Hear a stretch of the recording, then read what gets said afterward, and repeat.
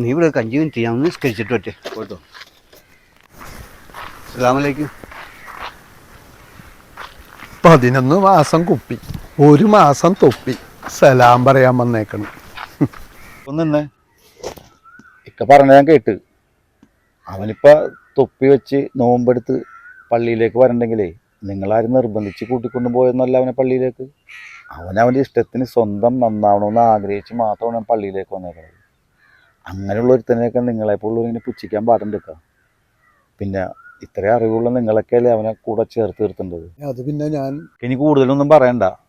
പിന്നെ നിങ്ങളുടെ ഈ പടച്ചോണ്ടല്ല, അതിപ്പോൾ നിങ്ങളെക്കാളും കൂടുതൽ അവനെപ്പോലുള്ളവരുടെ കൂടെ ഇരിക്കുള്ളൂ. അതൊക്കെ പോട്ടെ, മോൻ്റെ പേരെന്താണ്?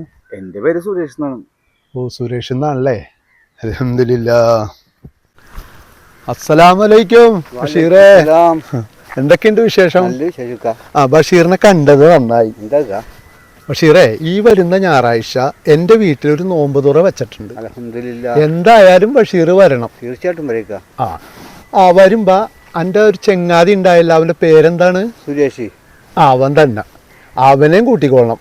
ഇൻഷാ അല്ലാഹ്. അസ്സലാമു അലൈക്കും. ശുക്രല്ലാഹ്, അൽഹംദുലില്ലാഹ്.